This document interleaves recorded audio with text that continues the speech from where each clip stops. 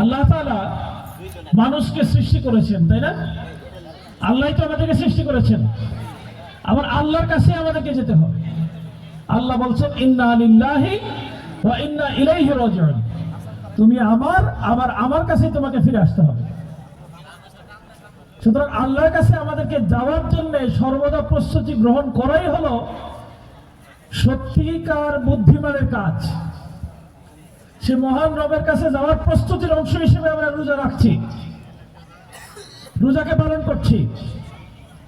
সেই আল্লাহই আমাদেরকে দয়াপরবশ হয়ে এই রমজান মাসে কোরআন দিয়েছেন।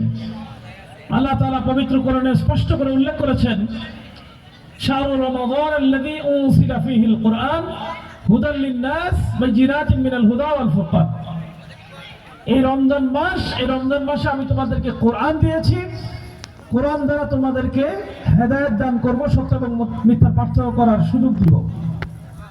এই কোরআন দিয়ে আমাদেরকে আল্লাহ তাআলা আমাদের জন্য হেদায়েত দিয়েছেন, পথ দিয়েছেন, কোন পথে আমরা চলব। আমি যেই পথে চলবো সেই পথের সন্ধান দিয়েছেন আল্লাহ তাআলা কোরআনের মধ্য দিয়ে। এ কারণে আপনি দেখবেন কোরআনের একটা চমৎকার গ্রন্থ, যে কোরআন আমার জীবনের সর্বদিক সম্পর্কে কথা বলেছে। এজন্য বলা হয় ইসলাম ইজ এ কমপ্লিট কোরআন ফ্লাইট। জীবনের পরত যত কাজ আছে সকল কাজের ব্যাপারে কোরআন আমাকে বলেছে। এই যে আমাদের সামনে খাবার দিয়েছে, আমরা কি করব?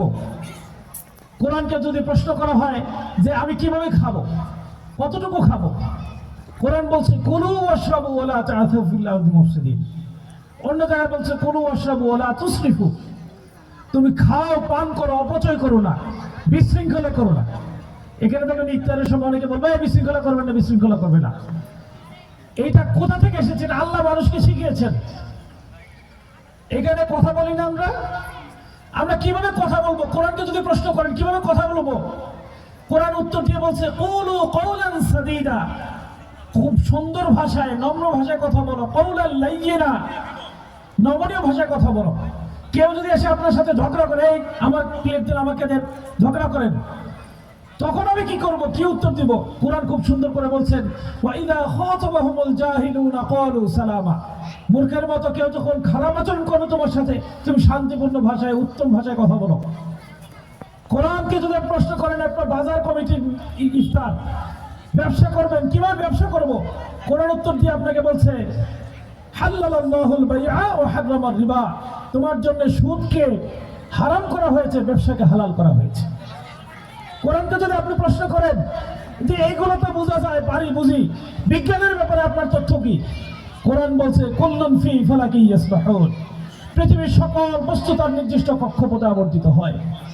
কোরআনকে যদি প্রশ্ন করেন what is the history of the world, পৃথিবীর ইতিহাস কি, হাউ টু নো, আমি কিভাবে পৃথিবীর ইতিহাস জানবো, কোরআন বলছে আমাকে পড়ো।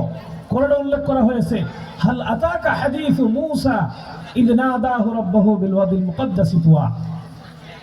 কোরআন বলছে যে পৃথিবীর ইতিহাস কেন, মানুষ সৃষ্টির ইতিহাস আমি তোমাকে দিচ্ছি।